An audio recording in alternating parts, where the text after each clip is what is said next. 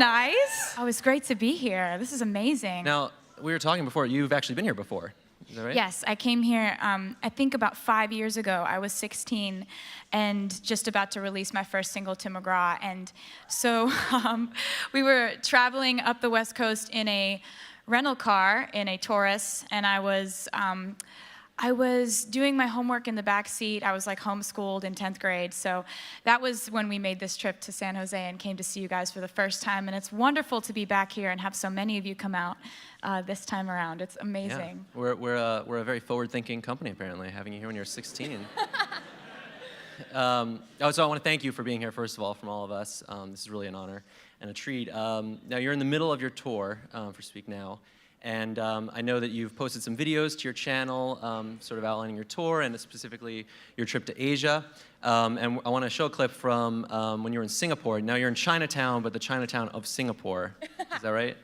Yes. Okay. We started out the year going on tour and started off in Asia, and then we were in Europe for 2 months. So it was like 3 months of major worldwide touring. So Singapore was the first place that we went on the tour. Cool. All right, let's roll that clip. Watch it.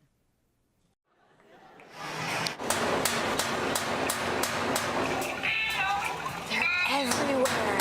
I'm sort of fascinated by the waving cats because, you know, of course, as long as you keep fresh batteries in them, they're always going to be saying hello to you. Just always just symbolizes forever, I think, these waving cats. Just, what's better than a cat that's just always like, hey? There's nothing better than that. So this, of course, has all the makings of a viral video. I mean, there's a big celebrity. It's a global thing. There's a cat in the video. That'll do it. I think that you just said it. That's the essential ingredient, is a cat. Now, your YouTube channel is very viral. popular. I know you have over 500,000 subscribers that get your vlogs when you post them, which is really cool. I wanted to ask you off the bat, how important is your channel and social media in general as a tool for expression, but also for connecting with your audience? I think we've all seen the effects of social media and how that can connect people. And for me, I grew up when that was just about to set fire to the world. You know, I think in 7th and 8th grade when everybody started having a profile online, and everybody was, you know, it was all about who's your friend and who's commenting on whose page. And then it became the YouTube generation where everybody's looking at videos, everybody's making video blogs and, you know, makeup tutorials or this or that or back to school outfit shopping. You know, everybody is kind of catching on to communicating by making videos and learning how to edit them. And I think it's fantastic because it's just a new skill set for this new generation. Mm-hmm. And I would be remiss if it were a YouTube video interview and I didn't ask you if you had any favorite, I know you're really busy, but do you have any favorite YouTube videos or channels that you like to watch? Yes. I have watched this one like 3 times this week because it makes me so happy, and it's got these like 5 or 6 lion cubs, and there's the lion trainer, and you're like, oh, the lion cubs are cute, and they're walking around, and then they jump up on the lion trainer and they start hugging him. And then they're like making all these little lion sounds that you don't know. You don't know what the sounds are that lion cubs make, but it's amazing. It's this like they're like hugging him, and he's like, oh, you always go for my hair. You keep going for my hair. And then he's like, oh, you're telling me stories. What? Where was this zoo? It's amazing. It's because he's like Scottish, and they're like hugging him, and they love him so much, and I don't know. Just watch Well, it. I guess everybody's going to run, and that's going to be popular now. So, well, this isn't just our interview, right? This is also your fans' interview, and you have some very rabid fans, the Swifties, right? I believe is how they call themselves. I know. I think it's so cute. They came up with that. They're very serious, by the way. They don't mess around. They submitted 30,000 questions to this interview, and over so many over questions. 100,000 They're so votes. curious. Yeah, so we only can do a few of them, and we also have some from Google, but the biggest topic by far was songwriting, because I think that a lot of your fans have a big connection to the stories that you tell in your songs. And so let's start with that topic, and this one comes from Panda Bear Lover 13. I mean, a lot of the usernames are not meant to be read out loud, so we just have to. This is from Florida. Which comes first for you as a songwriter, the music or the lyrics? I think for me, it more comes as a general idea. And my favorite thing about songwriting is that it's so spontaneous and unpredictable what's going to hit me first, whether it's going to be a general thought. Like, for example, I'll be going through something. When I wrote the song Love Story, that's a song I wrote sitting on my bedroom floor because I liked a guy and my parents didn't want me to date him. And so I got this idea in my head.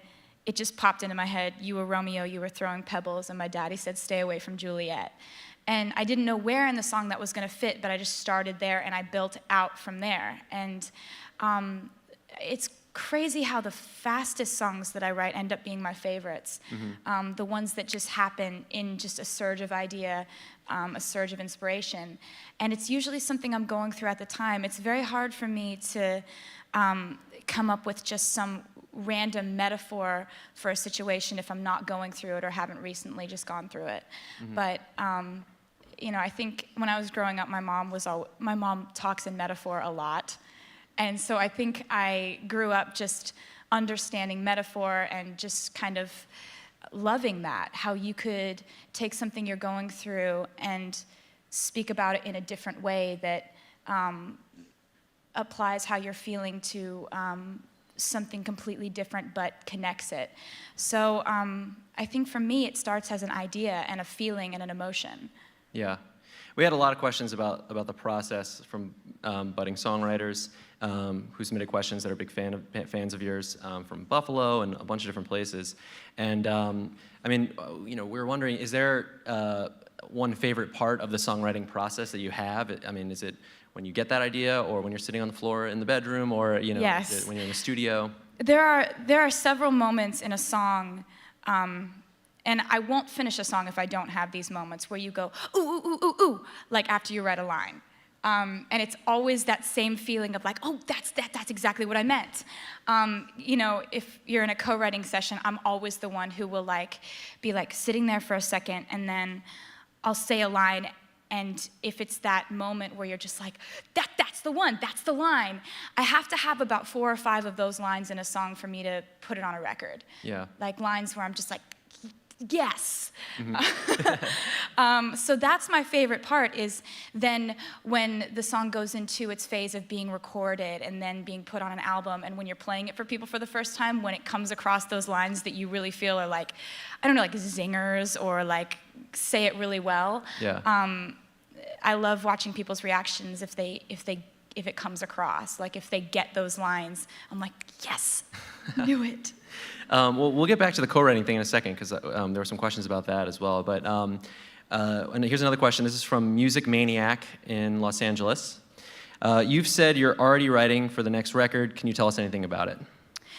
Well, for me, I never really switched the writing switch off. It's always on, because I kind of have always felt like to make an album that I am proud enough of to give to my fans and say, here, allow this into your life, it has to be 2 to 2.5 years of writing.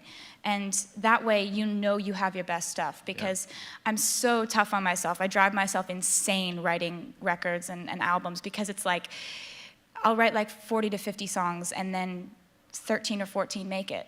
That's a lot of paring it down and making sure you're getting to the best stuff. Yeah. So for me, it takes a while, and I've been writing ever since I stopped writing the last album. And there's been a lot that's happened, and I never really talk about my personal life, but I write about it. Yeah. So that's basically what the album is about, as always. Yeah. The unreleased thing was something that came up a lot, and one of the top voted questions was about, would you ever make a CD of your unreleased songs? This is from Tay Swift Fearless in Missouri. But, what happens to those songs that don't make it to the album? And, would you ever release some of the songs you wrote, especially when you were younger, like 14, 15? Well, I'm obsessed with the latest song that I've written. I'm very guilty of that, because my favorite thing is always the newest thing that I've written. But lately I've become a little more self-aware, because I had this song that I wrote when I was 16, and it's called Sparks Fly, and I played it in a few shows, these little bar shows when, when I was playing to crowds of like 40 and 50 people and being psyched about that many people showing up. And I played it a few times and it got on the internet, and when I was putting together the Speak Now album, the fans just kept saying over and over again, "Sparks Fly, we want this to be on the record."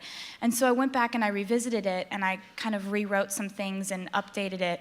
And when we put it out as a single, it's been one of the fastest rising songs we've had on the record. So it's kind of taught me a lesson about the old stuff, maybe possibly being good enough to put on new projects. Yeah, I'm sure there's a lot of people that would love to hear some of that stuff. Let's move on to some of the released songs. This is a question from Cookie13 Cupcake. This is in the United Kingdom. This is going to be a long one. All right, so out of all your released songs, which song took the longest to write? I think that the song Sparks Fly, the fact that it technically was started when I was 16 and ended up on an album in sort of a different form in 2010, that took a while for it to turn into what it was going to be. So I'd say that was probably the longest developing song that I've ever put out, because most of them, and especially having written this entire new record without any co-writers, it all happened really fast because I'm very impatient. Like, if I don't have a song finished, I'll obsess over it. I won't sleep that night, and I'll just edit constantly to the point where I can't focus on a conversation, and everyone around me is annoyed because they're like, clearly you're working on something, just finish it. That one was a long time to kind of get where it needed to be. Cool. So let's talk about that co-writer thing for a second. As you mentioned, this album was all you, as far as for Speak Now. But you do often work with co-writers, and how do you decide if you're going to write a song with a co-writer or whether you're going to tackle it yourself? Well, there are a bunch of different circumstances that could bring about a co-write. If I'm writing for somebody else's project, that's always exciting for me. Like, I love to put myself in somebody else's shoes and, think about their style of music, incorporating their storyline, what they're feeling. It's really fun for me to do that. So I love, writing for other people. And then, if I'm working on an idea, but there's like a stopping point where I can't really figure out like where this chorus is going, or if my hunch is right about the hook, or things like that, if there's a definite stopping point, I'll bring it to a writer that I trust or a writer that I admire, and just ask them what they think. A lot of times, co-writing, I write really well with people who don't even play instruments or sing, because, a lot of times my best co-writers are just really great at giving advice. Like, do you think this chorus is too long? Yes. Like, thank you. Yeah. Is there anybody you're working with right now that you could talk about? Yes. For me, since I write so much and I don't know what's going to end up on the record, it's I never want to say, well, wrote with this person, and because then what if it doesn't make it on the record? But of course. And then writing for some other people's projects, in which case I feel weird talking about it because it's like their project. So I want to, So yes, but okay. Yeah. This was a popular, a lot of votes for this question. This is from Quadratic Formula in Michigan. It's appropriate for the Google. Wow. Do you sing your own songs in the shower? Yeah. Awesome. That's great.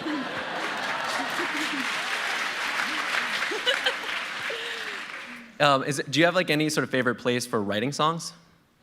No, actually. I kind of have become, you have to adapt yourself to a million different places to write when you're always on the road, because I don't have the luxury of saying, well, I have to be in this certain room at this certain part of town, and it has to be, all one color tone, and there has to be smart water in there. You know, like it's just, Yeah. you're never, ever anywhere for more than 2.5 seconds. So, you know, I've written songs in airport bathrooms on paper towels. I've written songs. What song was on a bathroom towel at one point? Oh, it hasn't come out yet. Oh, okay. You know, in the bus bunk, you'll wake up in the middle of the night and you'll have this idea, and then so you write it and you're up at 4 a.m. or, you know, I get awakened by song ideas all the time. And it's like I wake up and I'm just like, oh, great. Because I know I won't remember it in the morning, so you have to record it, and then it's this whole thing where you check your phone and it's like mumbling and you don't understand. You thought it was great at the time. Yeah, actually, one of our Googler questions was about you recording songs into your cell phone. Is that something that you do regularly? Yeah, the ideas always end up in my phone because it has a great recording thing in there. And, you know, for me, it's like you just write wherever, whenever you can. And that's been really fun for me because sometimes I'll walk into a hotel room and I'll be like, I've been here. I wrote Back to December here.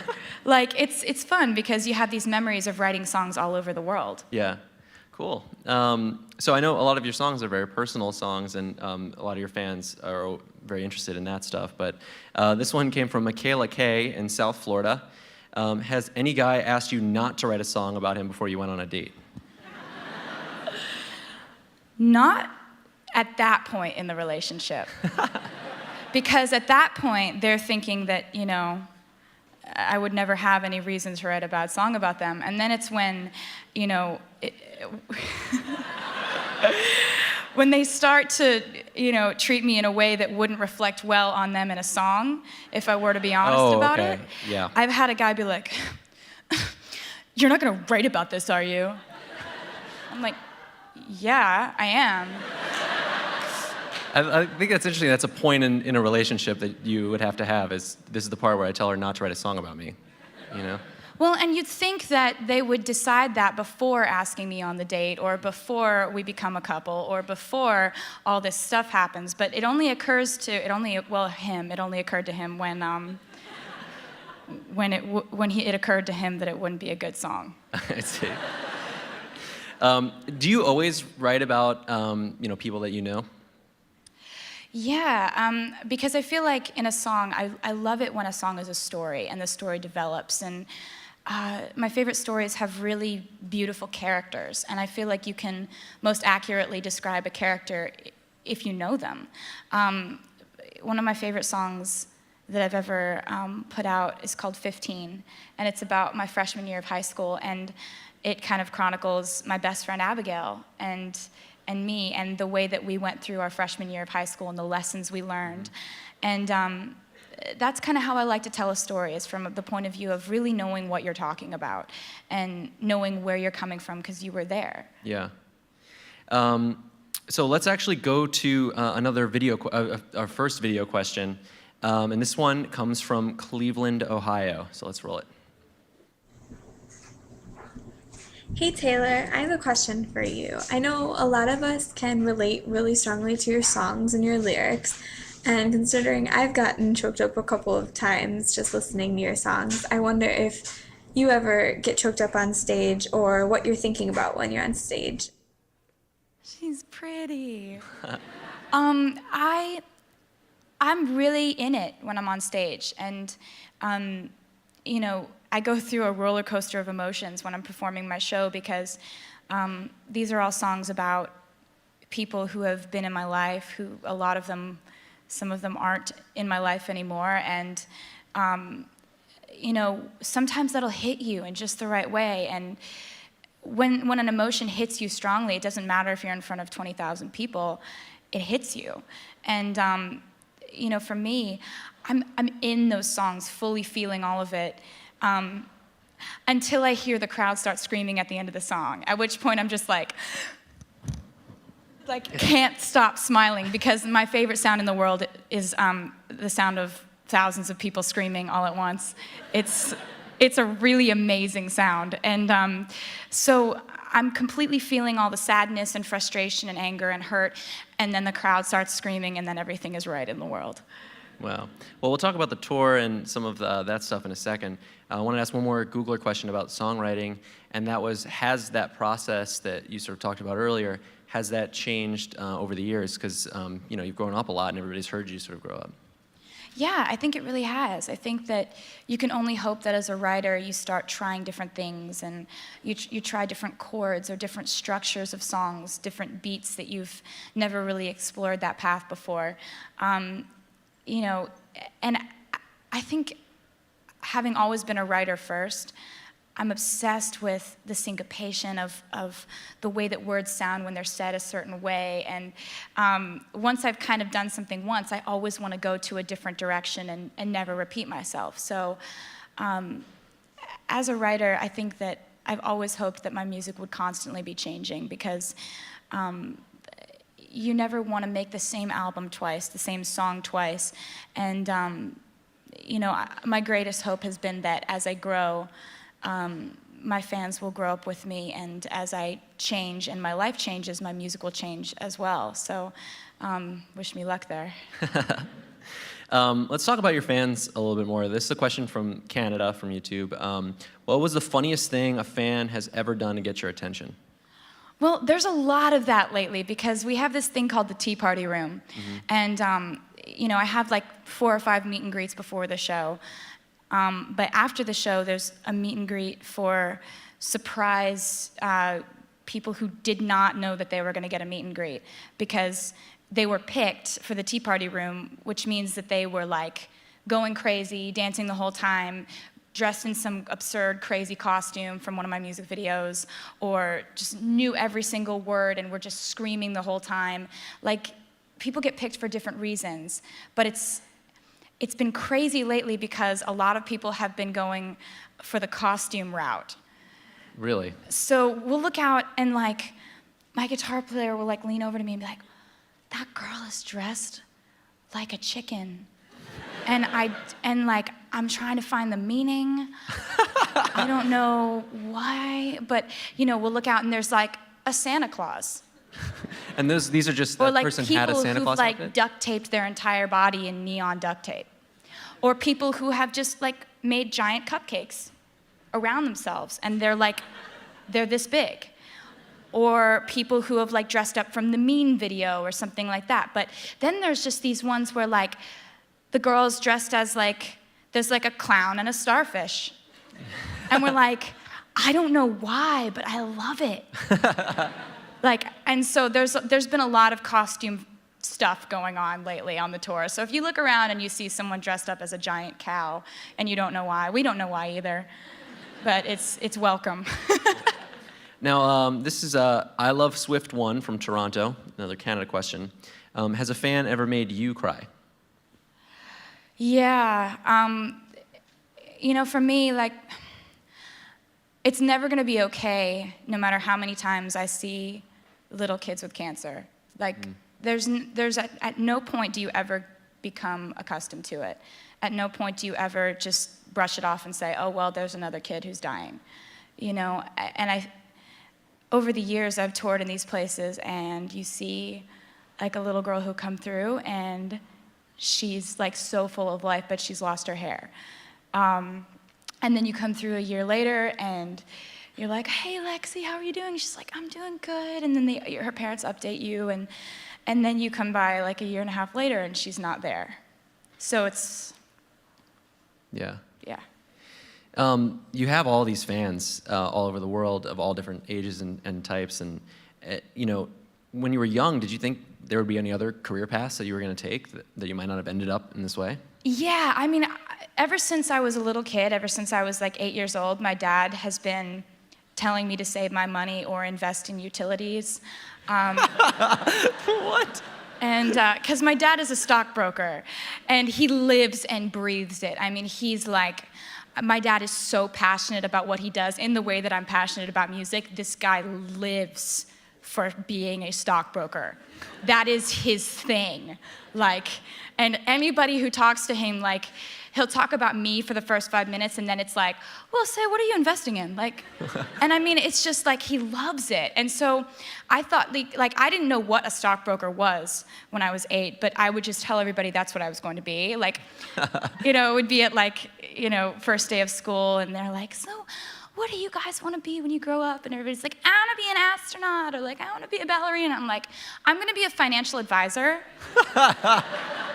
And I don't know. I love my dad so much because he's so gung-ho for his job. And I just saw how happy it made him, and I just thought, like, I can broke stocks. Like, Taylor Swift, commodities trader. All right, let's talk about music videos for a second. There's a lot of questions about your music videos. As I mentioned before, the music videos that you have on YouTube have been seen over 500 million times. What was your favorite music video to make and why? That's from Sophie Carey in London. my favorite music video to make. Okay, well, I loved making the video for Mine because it dealt with this whole storyline, and it's like got flashbacks and flash forwards, and there were also a bunch of little kids on the set, and they're so fun. They make it so much fun because there's a lot of sitting around and waiting on sets, and we were in Maine, so we're sitting around and waiting on a beach, and so all of a sudden you're just playing with like 10 kids, and they're like wrestling with each other and throwing sand and like playing catch, and it just makes the whole thing much more fun. Mm-hmm. So I think that was my favorite one to make. Yeah. Were there any cool locations or anything from any of those videos? Well, yeah, we went to Kennebunkport, Maine, which was this little town that I've always dreamed of going to, and so shooting a video there was amazing. It's this little coastal town, and it was really awesome. I loved it. Yeah.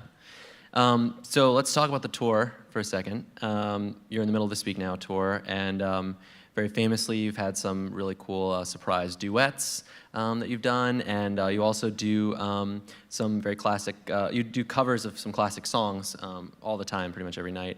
How do you choose what covers you'll end up doing in any particular concert? Well, I go online and I just kind of Google like what famous musicians are from a certain area, and I just pick my favorites because, you know, I've loved so many different kinds of music, and I've never really been genre specific as far as what I listen to. So there's always like a favorite song of mine from a certain area, and you know, it's really fun to do like a few every night. Like, you know, in California, I do like God Only Knows by the Beach Boys, and then Sweet Escape by Gwen Stefani. It's like, it's just been really, really fun because it's just me and my guitar during the acoustic set, and you can just do whatever because it's just you and your instrument. It's a really spontaneous part of the show. Yeah. Have you done any particularly unusual ones? Yeah. You know, it's kind of unusual when I rap. You know? People don't really, like, I guess people don't see that coming, but I love Lose Yourself. And so we were in an area where we were like, I think we were in Michigan, and I just started playing acoustically Lose Yourself, and I just started off with like, yo. And everybody's just like, what is happening? This is really weird. But I love a great song. I don't care what genre it's in. I don't care if it's completely opposite from what people think is, you know, country music. And I love a great song. Yeah. One of the Googler questions that we got was about which song of yours is the most fun for you to perform? I really like Better Than Revenge. It's a song off of the album Speak Now, and it's about a girl who stole my boyfriend. And I got mad. And I wrote a song about it. And we do this, like, it's just furious and angry and fun, and like we have this gigantic bridge that drops down from the ceiling, and me and my two backup singers are on the bridge just like throwing our hair around and headbanging. And so that's a really fun one to do. And for me, they're all really, I think Dear John has a fun payoff. Yeah. If you go see the show, I really love singing that because in the end it's got this, you know, pyro-filled payoff in the end. Would you say those are two of the songs that get the crowd going the most, or are there other ones? I'd say, you know, you got to come to a show because the crowds are really kind of steadily ear-piercingly loud throughout the whole show. They're amazing. Like, it's really hard to gauge, like, which is the moment that they're the loudest, because they're just really, really loud all the time.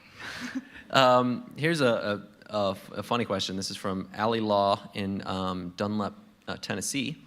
You seem like the kind of person that would name their guitars.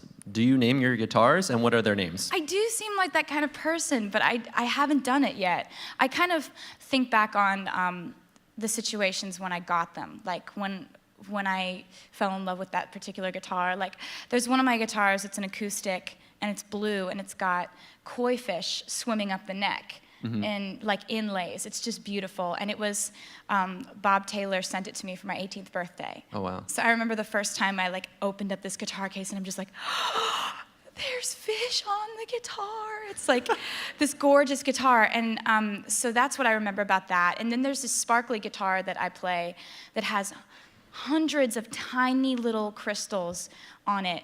And it looks like we had it specially made, but really we just glued them on. Oh, really? Yeah.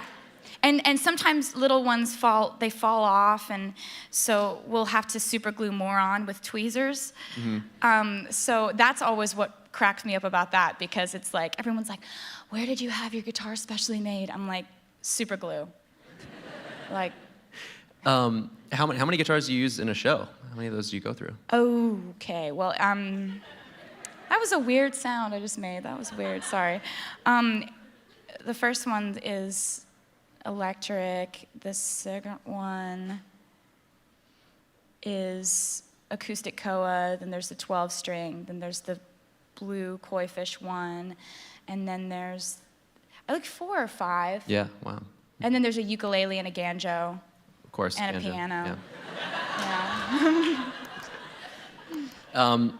Obviously, you're on tour a lot, and that's where you spend a lot of your time. But there were a lot of questions about what you do when you're not performing and you're in between gigs, besides writing songs like you do.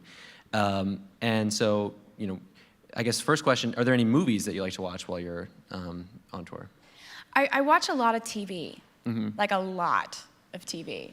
And my favorites are like the crime shows, where it starts out and you can't miss the first scene, or else you miss like the discovery of this crime scene, and then the like twists and turns of it all. I love CSI, Law and Order SVU, Without a Trace, NCIS, Lock Up Raw. Like. Wow. I just am really afraid of getting in trouble. You have no idea. All right, so that's who watches Lock Up. It's Taylor Swift, actually. Yeah. That's awesome. No, but also one of the questions that we got was about what books that you read in your free time. Oh, mostly history. I'm obsessed with other time periods, and like I'm always looking up museums or like the Historical Society, or like historical landmarks that we can go to in a particular city where we are. And recently I've been reading a lot of books on like John Adams and Abraham Lincoln, and I read this like 750-page book called The Kennedy Women, and it dates back to like the lineage of the first Kennedy woman who came across from Ireland on the boat in like the 1860s, and it's just this crazy, interesting read. So that's what I've been reading lately. I'm sort of obsessed with history. Yeah. Well, let's talk about books for a second. One of the questions that we got actually from one of the future Googlers in the audience was that about how you wrote a novel when you were 11 years old. I was 14. No, wait. You were younger? I was like 13, I think. 13? Yeah, but I did. I have a lot of different epiphanies. I always have different ideas as to like, ooh, this would be a good idea. And one summer I was at the shore. We used to spend our summers in Stone Harbor, New Jersey, and all my friends were back in Pennsylvania, and so I had nothing to do. And so I had this epiphany: I'm going to be a novelist, and I'm going to write novels, and that's going to be my career path. So I would write different chapters of this book and send them back to my friends, and I'd write them into the book under different names, but totally describe their personalities, and it was a really fun way to spend the summer. And my parents were so frustrated because I would never go outside. I'd just be like locked in this little study with my computer. But I've always been a writer first. Mm-hmm. It's my favorite thing is how you can convey a thought or a story or completely describe a character or a situation through words, mm-hmm. and the right combination of words, and the whole process of editing and re-editing and rethinking and imagining, and you get these little mini just epiphany ideas that come to you.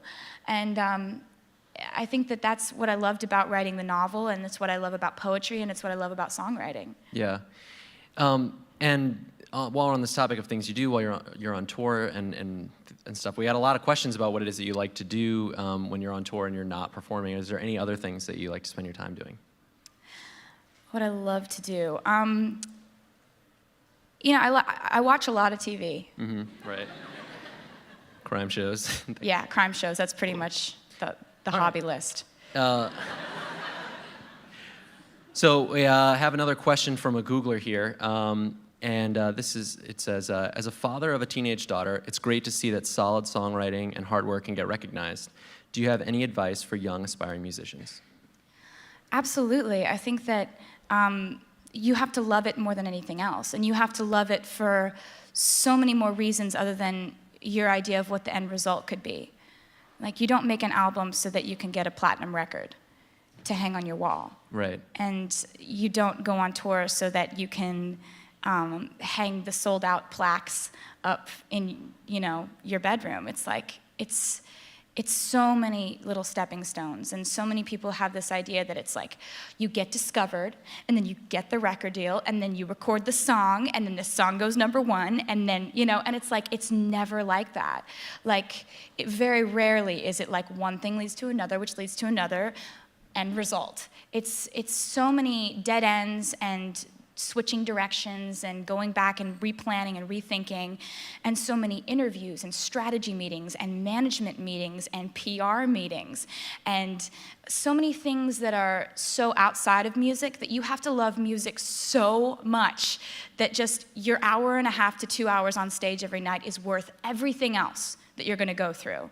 And also, I would say, play your own instrument because it's easier than dragging around like a karaoke machine. Like when you're starting out, you have to provide your own background music, and it's just so much easier to play your own instrument. Okay, cool. All right, so we have one last question. This is a video question, another video question, and it comes from Chicago, Illinois. It's a little bit different than some of the questions we've been talking about. So let's roll that. Hey Taylor, it's Nick. I have a question for you. What does being beautiful mean to you? I mean, define your definition of beauty. What beauty means in your eyes, and why? Oh, I love him. I think for me, beauty is sincerity. I think that there are so many different ways that someone can be beautiful. Someone's so funny that it makes them beautiful no matter how they look, because they're sincere in it. Or somebody's like really emotional and like moody and thoughtful and stoic, but that makes them beautiful because that's sincerely who they are. Or you look out into the crowd and you see someone so happy that they're smiling from ear to ear, and that sincerity comes through. I think that's what makes somebody beautiful. And I've never felt like there's just one way to be beautiful, tall or short, straight hair or curly, or whatever. Some people have their definitions of their types. For me, I think that when I meet someone and there's that magical thing about them that makes them unforgettable, it's that they're sincere and honest in whoever they are. Be that funny, happy, sad, going through a rough time, sarcastic. I think that these personality traits that come through when somebody is really sincere is what makes them beautiful. Cool. I think that's a great note to end this on. Since this is a YouTube interview, there's sort of a tradition that we have that where are they? Oh, there they are. So it's honorary for me to give you a pair of the YouTube tube socks. Thank you.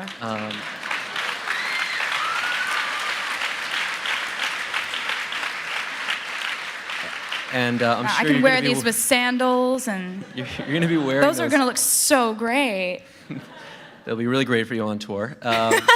Now, we actually, we handed out some tube socks to people that were coming in. Who got tube socks here?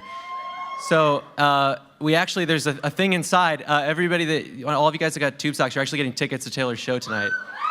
So. I will see you later. So let's hear it one more time for Taylor Swift. Thank you for being here. Thank you.